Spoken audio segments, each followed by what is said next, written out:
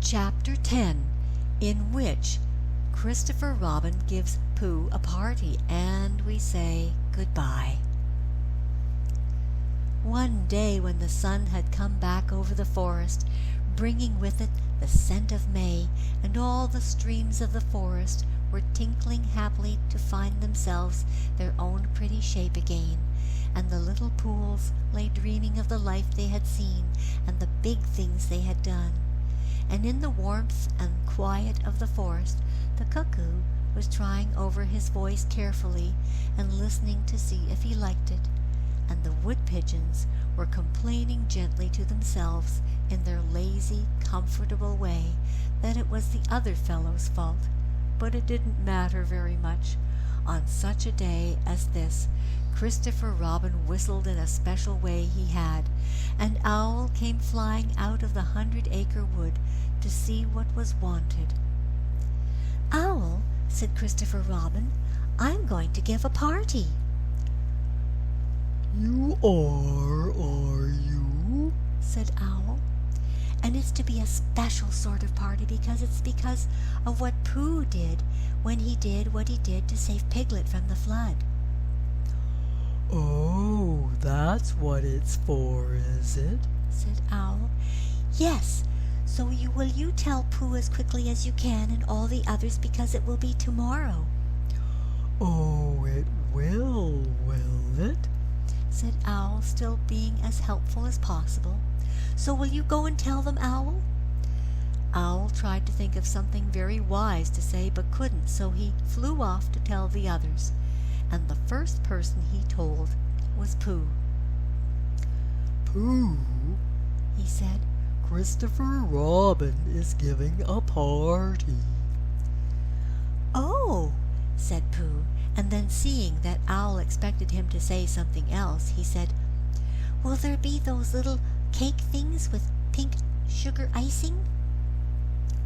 Owl felt that it was rather beneath him to talk about little cake things with pink sugar icing, so he told Pooh exactly what Christopher Robin had said and flew off to Eeyore.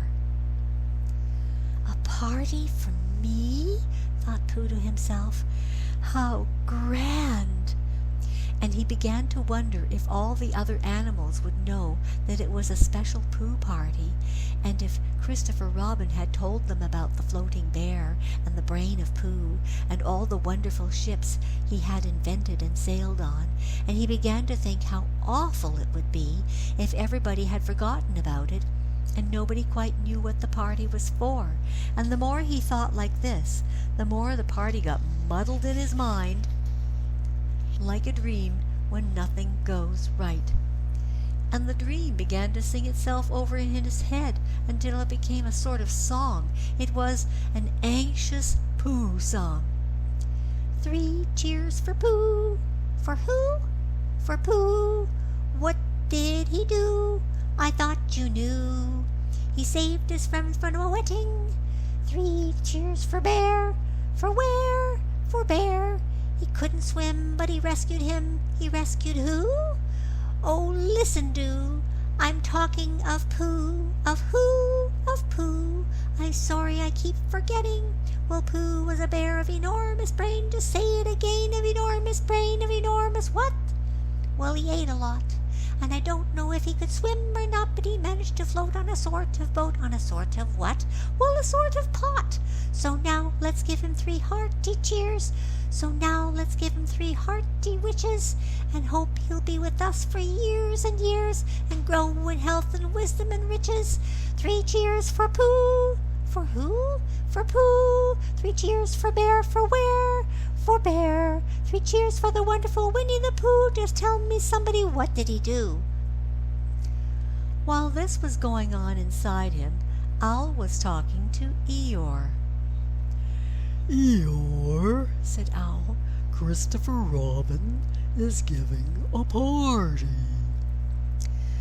"Oh, very interesting," said Eeyore. "I suppose they will sending me down the odd bits which got trodden on.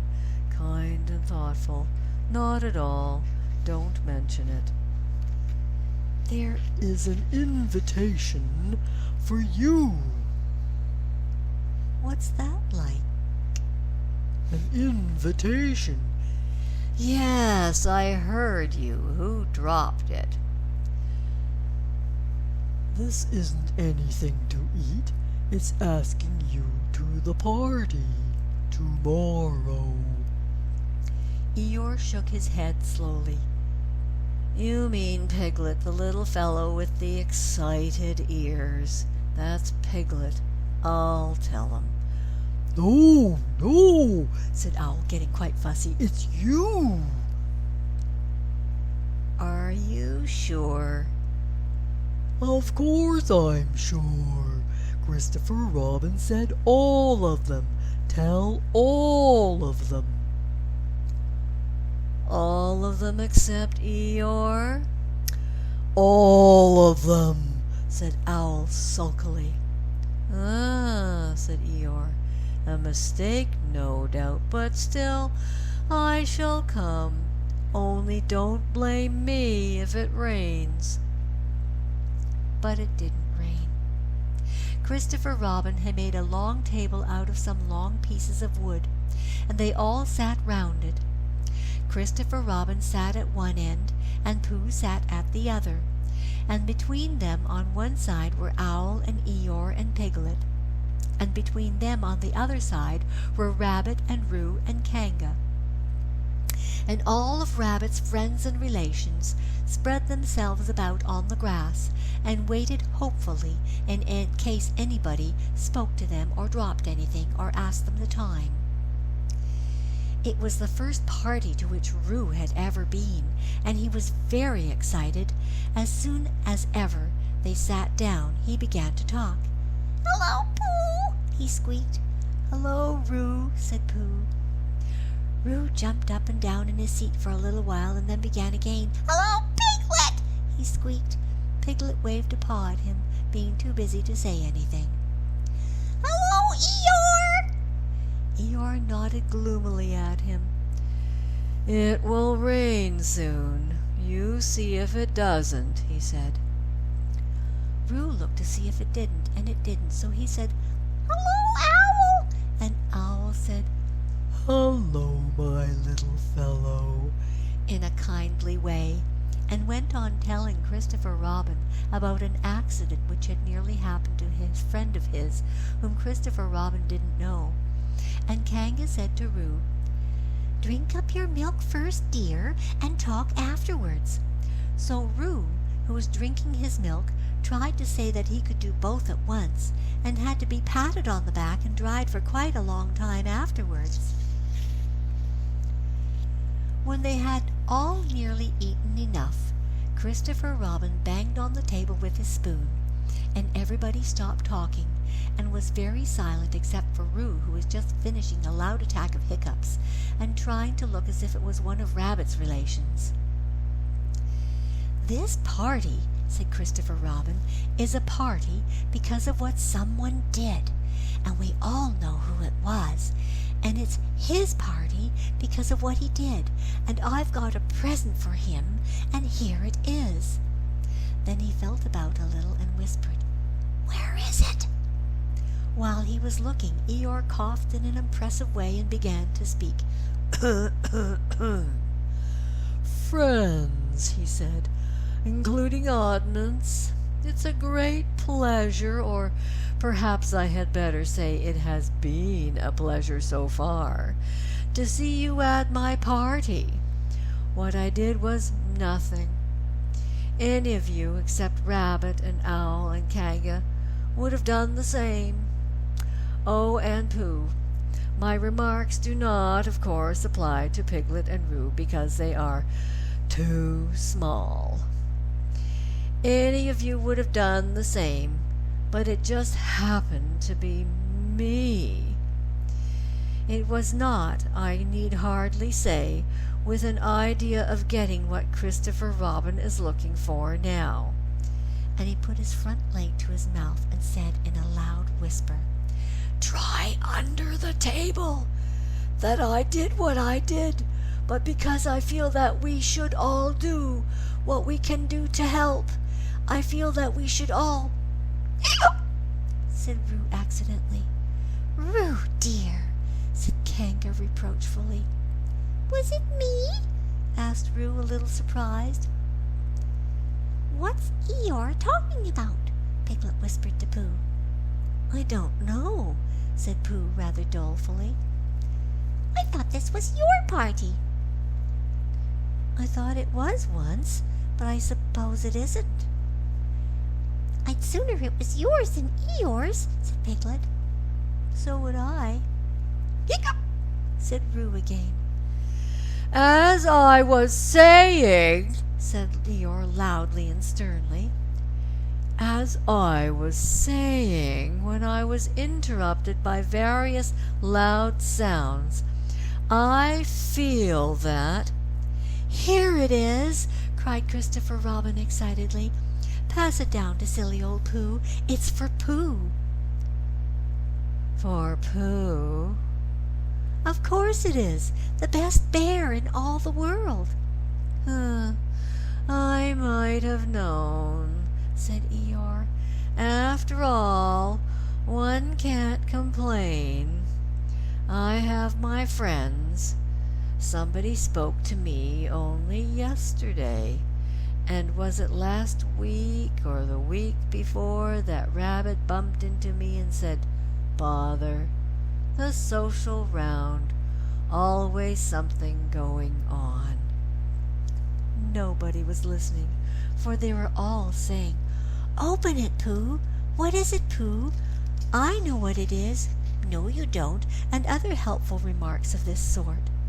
And of course Pooh was opening it as quickly as he could, but without cutting the string because, well, you never know when a bit of string might be useful. At last it was undone. When Pooh saw what it was, he nearly fell down. He was so pleased. It was a special pencil case. There were pencils in it marked B for bear, and pencils marked HB for helping bear, and pencils marked BB for brave bear. There was a knife for sharpening the pencils, and India rubber for rubbing out anything which you had spelt wrong, and a ruler for ruling lines for the words to walk on, and inches marked on the ruler in case you wanted to know how many inches anything was, and blue pencils, and red pencils, and green pencils for saying special things in blue and red and green. And all these lovely things were in little pockets of their own, in a special case, which shut with a click when you clicked it. And they were all for Pooh. "Oh," said Pooh. "Oh, Pooh," said everybody else except Eeyore. "Thank you," growled Pooh. But Eeyore was saying to himself, "This writing business, pencils and whatnot, overrated if you ask me. Silly stuff, nothing in it."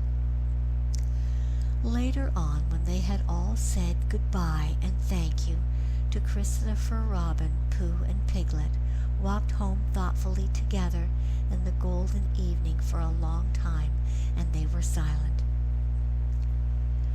"When you wake up in the morning, Pooh," said Piglet at last, "what's the first thing you say to yourself?" "What's for breakfast?" said Pooh. "What do you say, Piglet?" "I say, I wonder what's going to happen exciting today," said Piglet. Pooh nodded thoughtfully. "It's the same thing," he said. "And what did happen?" asked Christopher Robin. "When?" "Next morning." "I don't know. Could you think and tell me and Pooh sometime?"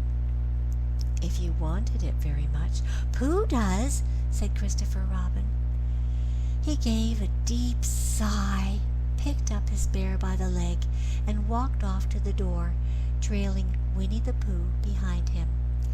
At the door he turned and said, "Coming to see me have my bath?" "I might," I said. "Was Pooh's pencil case any better than mine?" It was just the same, I said.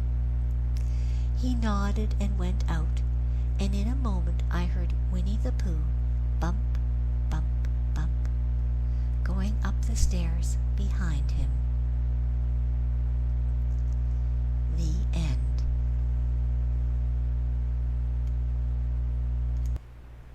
If you've enjoyed this content, like, share, and subscribe. Thank you.